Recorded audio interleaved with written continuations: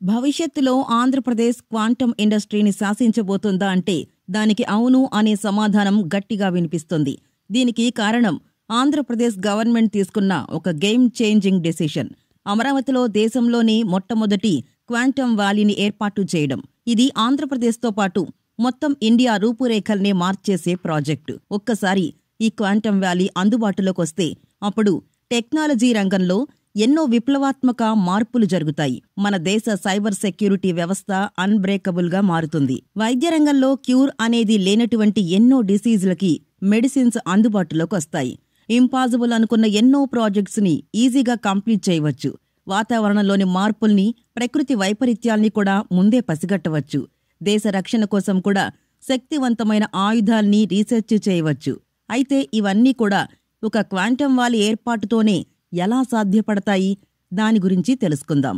ఈ quantum valley యొక్క importance and ఫ్యూచర్లో ఇండియా డెవలప్మెంట్లో ఇది పోషించబోయే పాత్ర గురించి క్లియర్గా తెలుసుకుందాం. 1990 నుంచి 2000 మధ్యలో ఆంధ్రప్రదేశ్ రాష్ట్రం ఐటీ సెక్టార్లో ఎటువంటి గ్రోత్ అయితే చూసిందో ఇప్పుడు కూడా సేమ్ స్ట్రాటజీని రిపీట్ చేయాలని ఏపీ గవర్నమెంట్ ప్లాన్ చేస్తుంది. అయితే ఈసారి ఐటీకి బదులుగా క్వాంటం ఇండస్ట్రీలో ఆ గ్రోత్ని తీసుకురాబోతున్నారు. దీనికోసం అమరావతిలోని 50 ఎకరాల్లో క్వాంటం వ్యాలీ ఏర్పాటు కోసం ల్యాండ్ని కూడా కేటాయించారు. అయితే ఈ క్వాంటం వ్యాలీని ముందుకు నడిపించే ఒక ముఖ్యమైన component quantum computer. IBM, TCS మరియు లార్సన్ అండ్ టూబ్రా సంస్థలు కలిపి 2026 జనవరి కల్లా భారతదేశపు చరిత్రలోనే అత్యంత శక్తివంతమైన క్వాంటం కంప్యూటర్ని తయారు చేయబోతున్నాయి. దీని పేరే క్వాంటమ్ సిస్టమ్ 2. ఇది 156 క్యూబిట్ల సామర్థ్యం ఉండే హెరాన్ ప్రాసెసర్ ద్వారా రన్ అవుతుంది.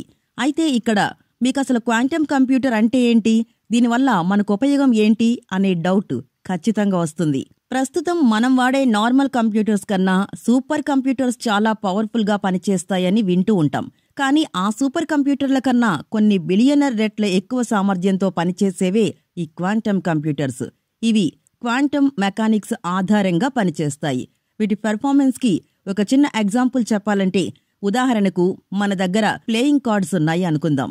కానీ వాటిలో ఒక్కటే క్వీన్ ఉంది. ఇప్పుడు ఆ కార్డ్స్ అన్నింటినీ మిక్స్ చేసి వాటిలో నుంచి ఆ ఒక్క క్వీన్ కార్డ్ని మాత్రమే బయటకు తీయమంటే మనం 1 బై 1 ఒక్కో కార్డ్ని గెస్ చేసి తీస్తాం. అలా క్వీన్ కార్డ్ వచ్చే వరకు ట్రై చేస్తాం. ప్రస్తుతం మనం వాడే normal computers and super computers కూడా సేమ్ ఇలాగే ఫంక్షన్ అవుతాయి.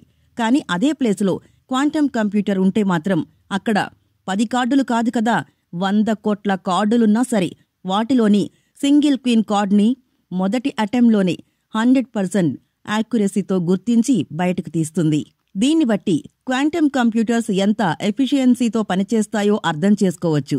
దీనికి కారణం మనం వాడే నార్మల్ కంప్యూటర్స్ బైనరీ సిస్టమ్ మీద ఆధారపడి పనిచేస్తే క్వాంటమ్ కంప్యూటర్స్ మాత్రం క్వాంటమ్ సిస్టమ్ ఆధారంగా వర్క్ అవుతాయి. ఎలాగంటే బైనరీ సిస్టంలో 0 మరియు 1 అనే 2 బిట్స్ ఉంటాయి. ఇక్కడ 0 అంటే ఆఫ్ అని, 1 అంటే ఆన్ అని అర్థం. అదే మరోపక్క క్వాంటమ్ కంప్యూటర్స్లో మాత్రం క్వాంటమ్ బిట్స్ ఉంటాయి. వీటిని క్యూబిట్స్ అని కూడా అంటారు. అయితే ఈ క్యూబిట్స్ స్పెషాలిటీ ఏంటంటే ఇవి ఒకేసారి అటు 0 గాను మరియు ఇటు 1 గాను ఉండగలవు. దీనినే క్వాంటమ్ ఫిజిక్స్లో క్వాంటమ్ సూపర్ పొజిషన్ అని అంటారు. ఈ సూపర్ పొజిషన్ సహాయంతో నార్మల్ కంప్యూటర్లో 2 బిట్స్ చేసే పనిని క్వాంటమ్ కంప్యూటర్లో 1 బిట్ మాత్రమే పూర్తి చేయగలదు. ఇలా క్యూబిట్ల సంఖ్య పెరిగే కొద్దీ కంప్యూటర్ యొక్క ప్రాసెసింగ్ పవర్ అనేది విపరీతంగా పెరుగుతుంది. అది ఎంతలా అంటే 2 క్యూబిట్స్ ఉన్న ఒక సిస్టమ్ 4 పాసిబుల్ వాల్యూస్ని కనుక్కోగలిగితే 20 క్యూబిట్స్ ఉండే సిస్టమ్ 1 మిలియన్ కన్నా ఎక్కువ వాల్యూస్ని ఫైండ్ అవుట్ చేయగలదు. ఇక్కడ మీకు ఒక విషయం చెప్పాలి. అదేంటంటే రీసెంట్గానే 2025 మేలో బెంగళూరుకి చెందిన క్యూపై ఏఐ అనే కంపెనీ మన భారతదేశపు మొట్టమొదటి క్వాంటమ్ కంప్యూటర్ని తయారు చేసింది. ఇది 25 సూపర్ కండక్టింగ్ క్యూబిట్స్ కెపాసిటీతో పనిచేస్తుంది. ఈ టైప్ డివైస్ని ఇండియాలో తయారు చేయడం ఇదే మొదటిసారి. ఇక అమరావతిలో నిర్మించబోయే క్వాంటమ్ కంప్యూటర్ అయితే 156 క్యూబిట్ల ప్రాసెసింగ్ పవర్తో పనిచేయబోతుంది. అందుకే దీన్ని India's most powerful quantum computer అని పిలుస్తున్నారు. ప్రస్తుతం అమెరికాలో అల్గరిథమ్స్ని రాయడానికి ఏ హార్డ్వేర్నైతే ఉపయోగిస్తున్నారో ఇది కూడా ఆ కేటగిరీలోకే వస్తుంది. అలాగే ఈ క్వాంటమ్ కంప్యూటర్ల డిజైన్ కూడా మనం డైలీ లైఫ్లో యూజ్ చేసే నార్మల్ కంప్యూటర్స్తో పోలిస్తే చాలా డిఫరెంట్గా ఉంటుంది. దీనిలో ఎన్నో వైర్స్ మెలికలు తిరిగి ఒకదానితో ఒకటి కనెక్ట్ అయి ఉంటాయి. ఈ సిస్టమ్ మొత్తాన్ని కూడా ఒక సీల్డ్ బాక్స్లో పెడతారు. అయితే ఈ క్వాంటమ్ కంప్యూటర్స్ని తయారు చేయడం అంత ఈజీ కాదు. ఎందుకంటే ఇప్పుడు మనం వాడే నార్మల్ కంప్యూటర్స్లో ట్రాన్సిస్టర్స్ అనేవి కదలకుండా ఒక ఫిక్స్డ్ స్టేట్లో స్టెబుల్గా ఉంటాయి. కానీ క్వాంటమ్ కంప్యూటర్స్లో అలా కాదు. ఇక్కడ పార్టికల్స్ అనేవి ఎప్పుడూ కదులుతూనే ఉంటాయి. సో చిన్న వైబ్రేషన్ వచ్చినా, టెంపరేచర్స్లో ఫ్లక్చువేషన్స్ జరిగినా, రేడియేషన్ పెరిగినా, ఇలా చిన్న డిస్టర్బెన్స్ ఎదురైనా సరే ఇవి మైక్రో సెకండ్స్లోనే తమ క్వాంటమ్ ప్రాపర్టీస్ని కోల్పోతాయి. ఈ రకంగా క్యూబిట్స్ మధ్య ఉన్న కనెక్షన్ దెబ్బతిని మొత్తం సూపర్ పొజిషన్ కొలాప్స్ అయ్యేలా చేస్తుంది. కాబట్టి వీటిని బయట ప్రపంచంతో సంబంధం లేనటువంటి ఒక ప్రత్యేకమైన ఆపరేటింగ్ రూమ్స్లో ఉంచుతారు. అలాగే ఈ క్వాంటమ్ కంప్యూటర్స్ లోపల అబ్సల్యూట్ జీరో టెంపరేచర్స్ని మెయింటైన్ చేస్తారు. అంటే ఎముకలు గడ్డ కట్టించే -273 డిగ్రీల చల్లటి వాతావరణం మధ్యలో ఇవి ఉంటాయి. దీనికోసమే ఈ కంప్యూటర్ని ఒక సీల్డ్ బాక్స్లో భద్రపరుస్తారు. ఇంకా చాలా జాగ్రత్తలు తీసుకుంటారు. సో క్వాంటమ్ కంప్యూటర్ దాని పూర్తి కెపాసిటీతో వర్క్ అవ్వాలంటే ఎన్నో ప్రికాషన్స్ అనేవి అవసరం. అయితే ఇన్ని వండర్స్ జరగబోవడానికి కూడా ఈ క్వాంటమ్ కంప్యూటరే కారణం. వీటిలో ఉండే అసాధారణ కంప్యూటింగ్ పవర్ ప్రపంచంలోని ఎంతటి క్లిష్టమైన ప్రాబ్లం అయినా సరే పరిష్కరిస్తుంది. ఎందుకంటే ప్రస్తుతం మన దగ్గరున్న ఎంత గొప్ప సూపర్ కంప్యూటర్ అయినా సరే ఒక సమస్య వచ్చిందంటే దాన్ని సాల్వ్ చేయడానికి ఒక్కో సమాధానాన్ని 1 by 1 చెక్ చేసుకుంటూ వెళ్తుంది. అలా కరెక్ట్ ఆన్సర్ వచ్చే వరకు ప్రయత్నిస్తుంది. అయితే ఇది చాలా టైం పట్టే ప్రాసెస్. కానీ క్వాంటమ్ కంప్యూటర్స్ మాత్రం దానికి క్వాంటమ్ సెట్స్లో కరెక్ట్ ఆన్సర్ కోసం కోటానుకోట్ల మార్గాల్ని ఒకేసారి అన్వేషించి వాటిలోని సరైన సమాధానాన్ని పసిగడుతుంది. అది ఏ విషయంలోనైనా సరే.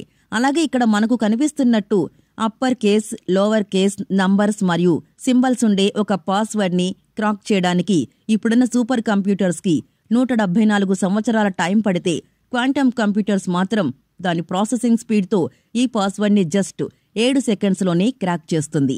అంటే ఊహించుకోండి దీని స్పీడ్ ఎటువంటిదో. ఇది ప్రపంచంలోని ఎంత స్ట్రాంగ్ పాస్వర్డ్ అయినా సరే కొన్ని సెకండ్స్లోనే క్రాక్ చేయగలదు. కానీ ఇది సృష్టించే ఎన్క్రిప్షన్ని బ్రేక్ చేయాలంటే మాత్రం శత్రుదేశ హ్యాకర్లకి ఒక జీవితకాలం కూడా సరిపోదు. ఈ రకంగా క్వాంటమ్ కంప్యూటర్ ఎన్నో కాంప్లెక్స్ క్యాలిక్యులేషన్స్ని చేయడం ద్వారా అసాధ్యమనుకున్న ప్రాజెక్ట్స్ని పాజిబుల్ చేయగలదు. కొత్త వ్యాక్సిన్స్ని, డ్రగ్స్ని డిస్కవర్ చేసి ప్రాణాపాయంలో ఉన్న పేషెంట్స్ని కాపాడగలదు. హ్యూమన్ డిఎన్ఏని మాడిఫై చేయగలదు. భవిష్యత్తులో రాబోయే ప్రకృతి విపత్తుల్ని 100% అక్యురసీతో అంచనా వేయగలదు.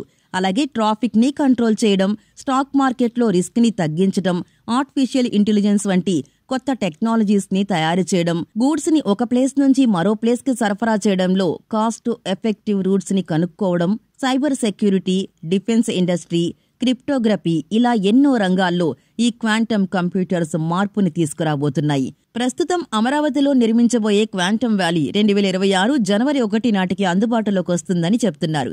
ఇక్కడ కంప్యూటర్ నిర్మాణంతో పాటు డేటా సెంటర్స్ని, రీసెర్చ్ ఇంక్యుబేటర్స్ని, టెక్ పార్క్స్ని కూడా కట్టబోతున్నారు. అయితే ప్రపంచాన్ని ఇంతలా రెవల్యూషనైజ్ చేస్తున్న ఈ క్వాంటమ్ ఇండస్ట్రీలోకి అమెరికా, చైనా వంటి దేశాలకు ధీటుగా మన భారత్ కూడా, ముఖ్యంగా మన ఆంధ్రప్రదేశ్ రాష్ట్రం కూడా ఎంటర్ అవడంపై మీరేమనుకుంటున్నారు? దీనిపై మీ ఒపీనియన్ని కామెంట్ చేయండి.